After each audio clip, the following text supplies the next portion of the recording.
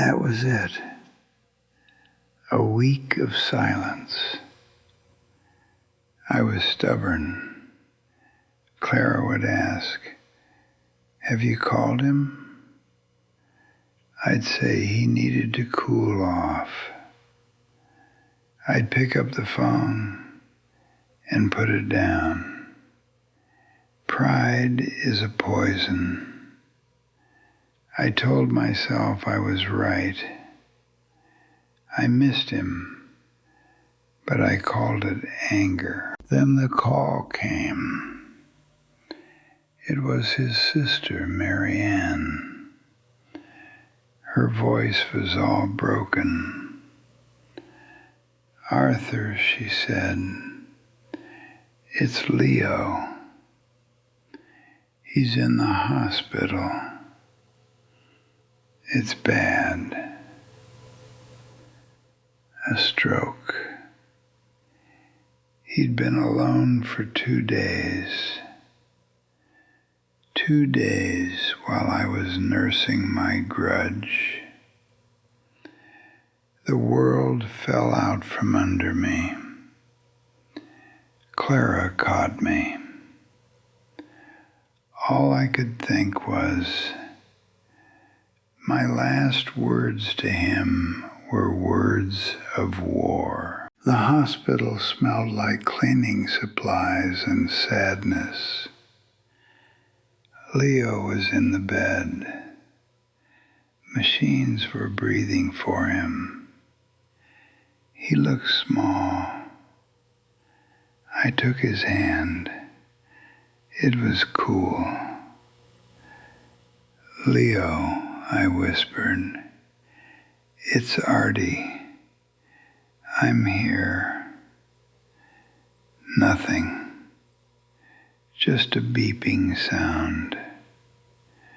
I talked to him. I talked about when we were kids. I talked until my voice was gone. The doctor came in. He said there was no brain activity. He was gone.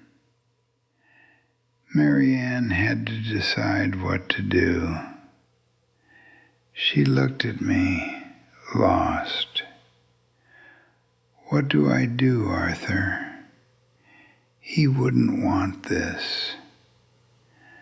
I looked at my friend, the man who loves sunsets and loud laughs. I made myself say it. "You let him go, Marianne." It felt like tearing my own heart out, but it was the last thing I could do for him. They turned the machines off. I held his hand until it went cold. After, a nurse gave me a paper bag.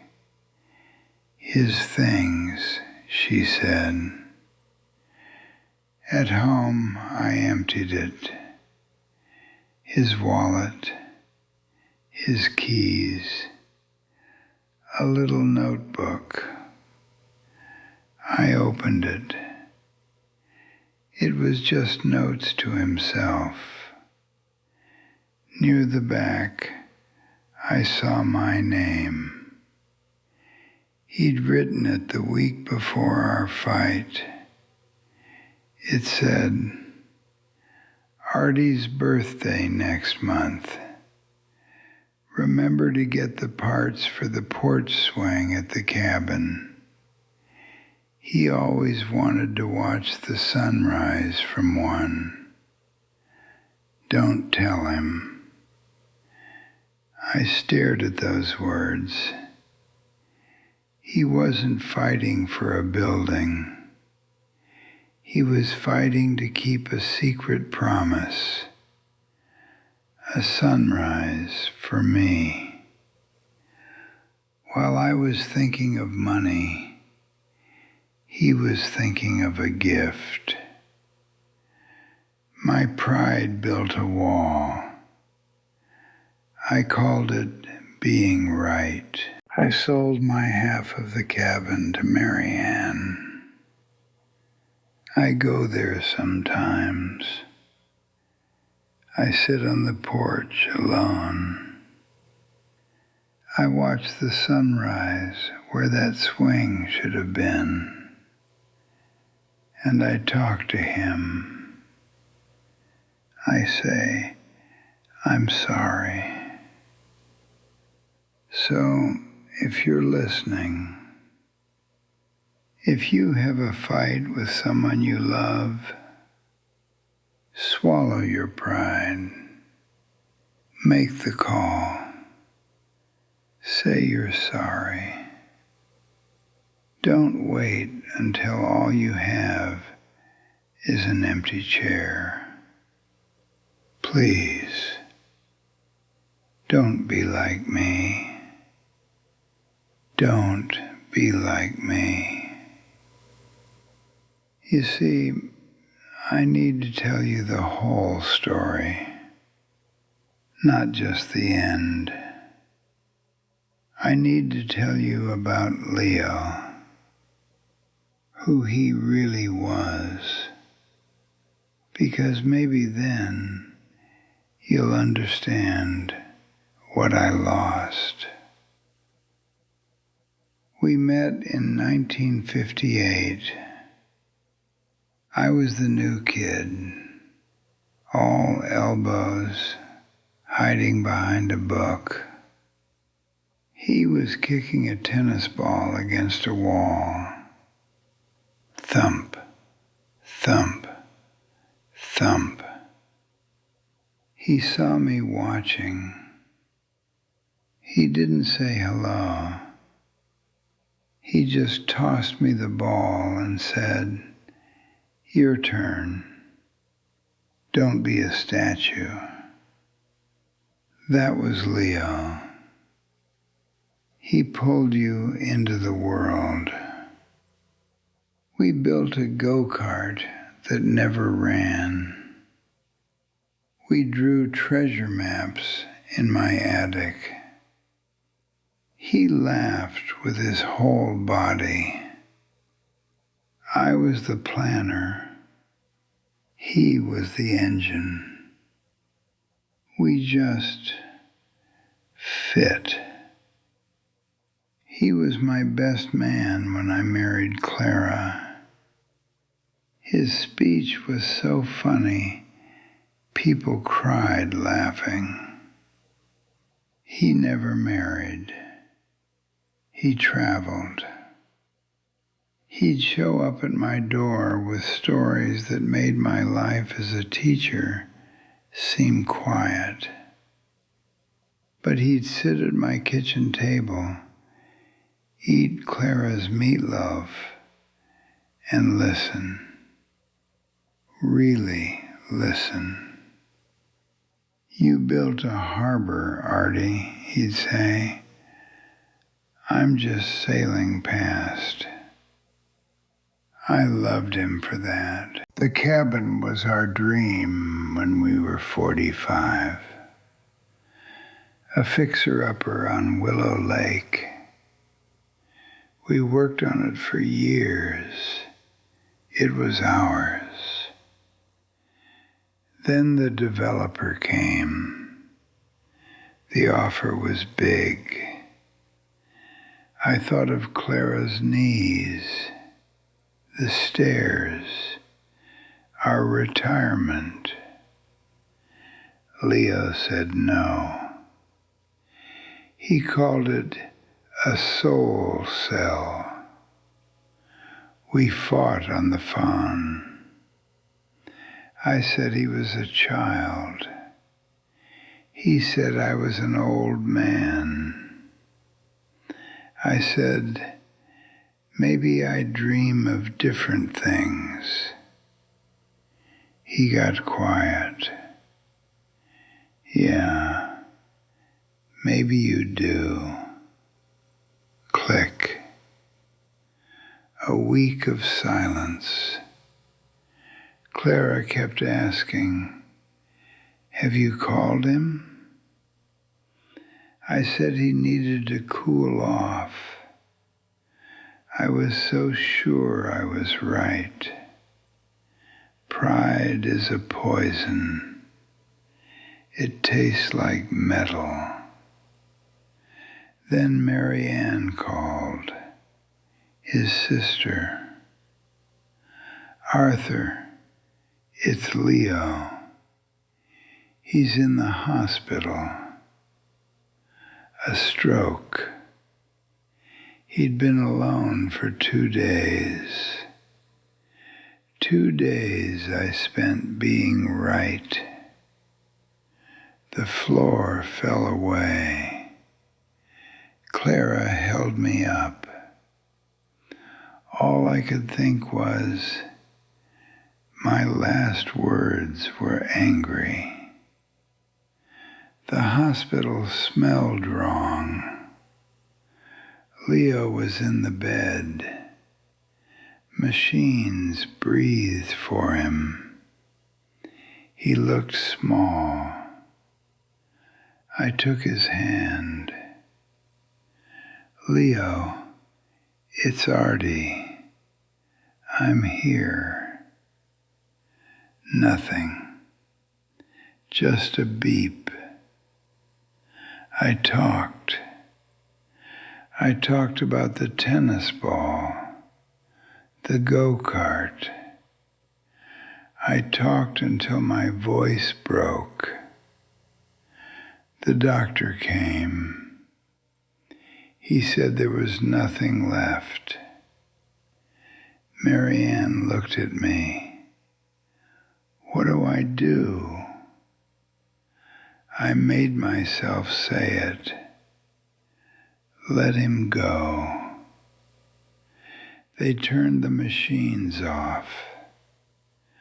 I held his hand until it was cold.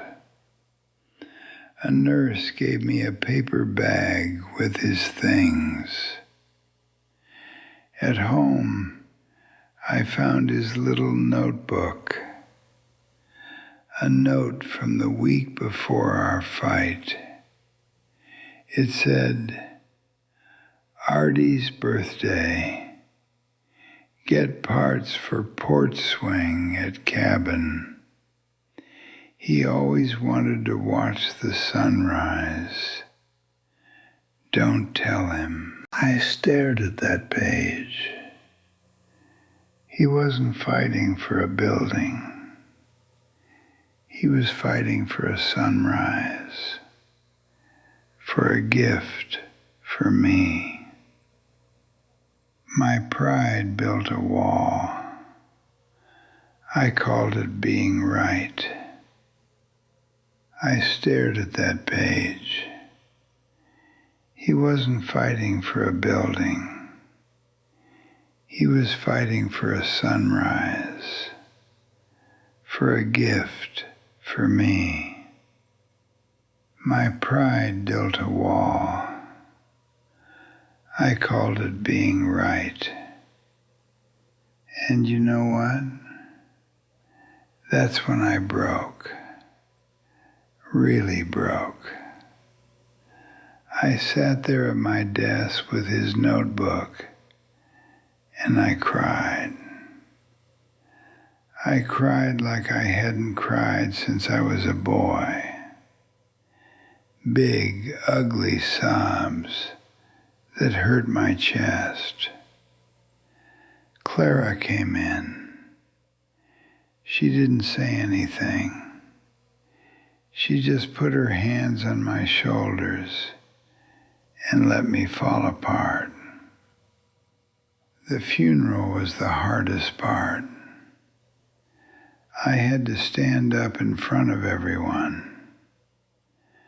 I had my speech written. Nice, safe words.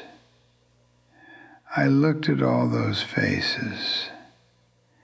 People from his travels, old friends, Marianne, Clara, and I couldn't do it.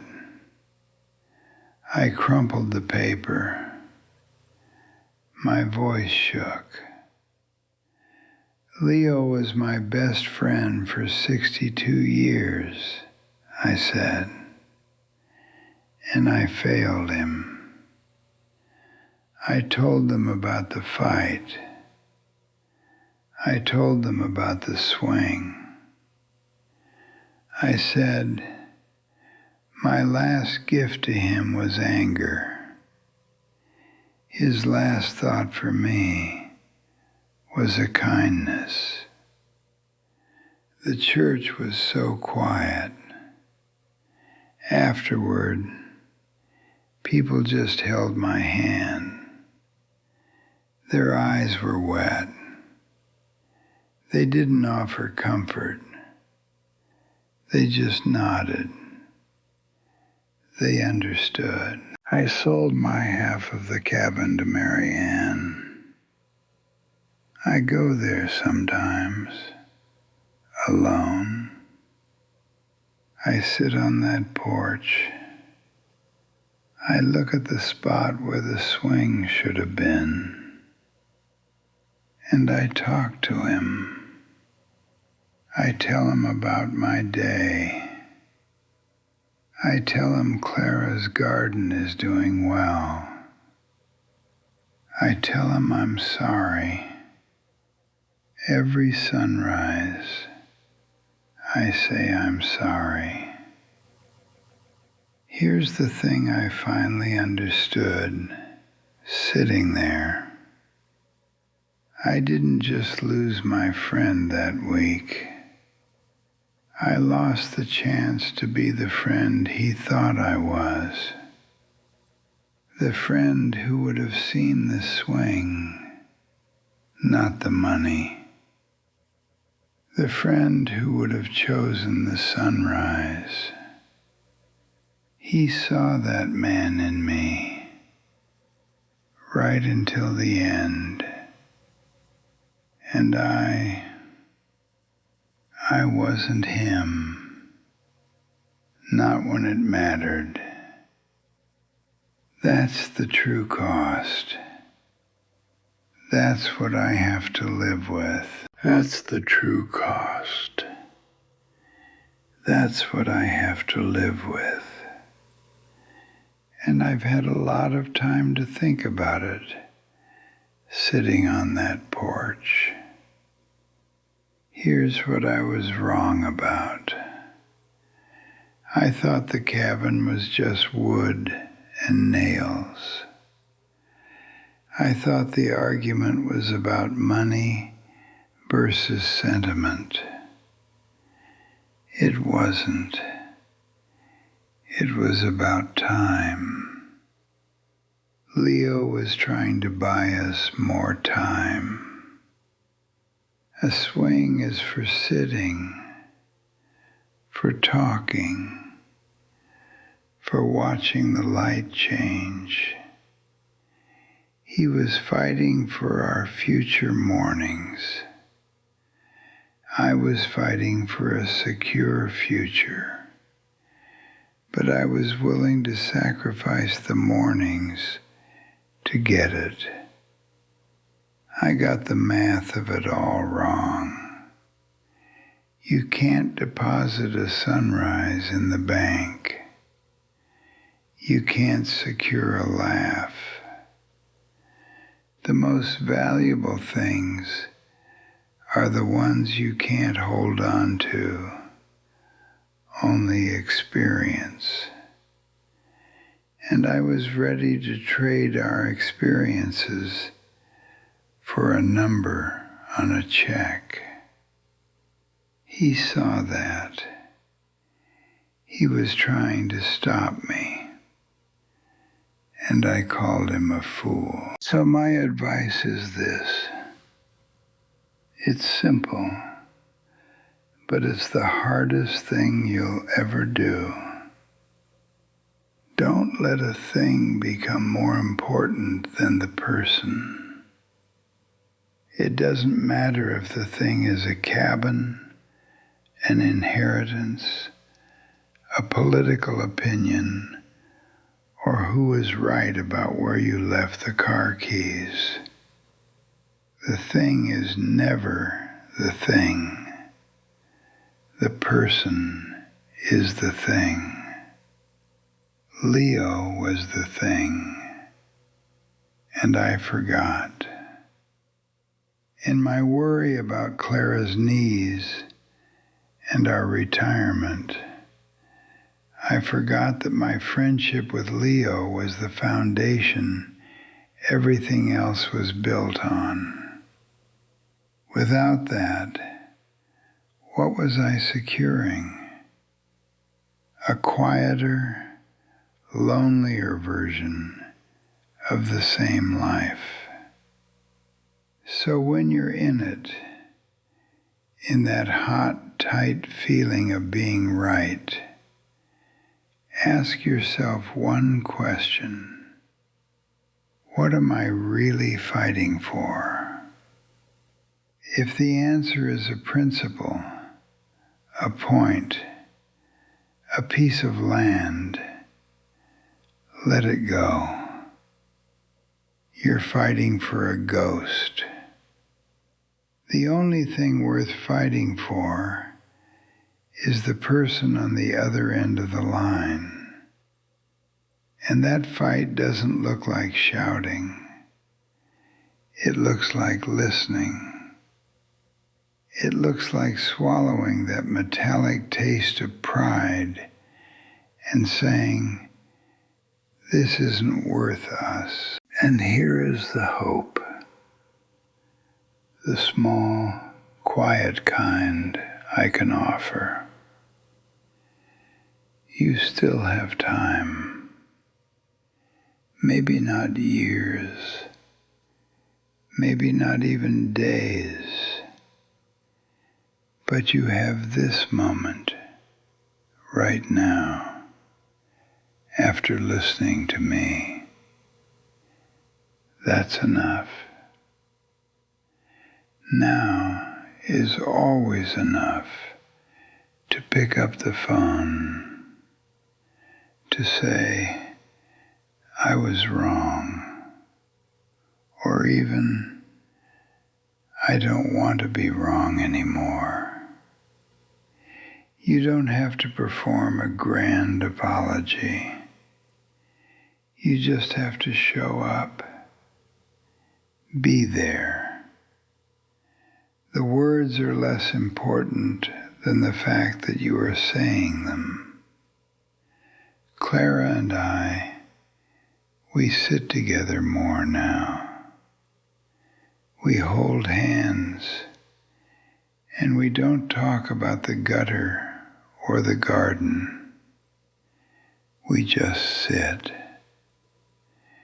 That's the gift Leo left me, in a terrible, roundabout way. He reminded me that the harbor I built isn't about the walls, but about who's inside it.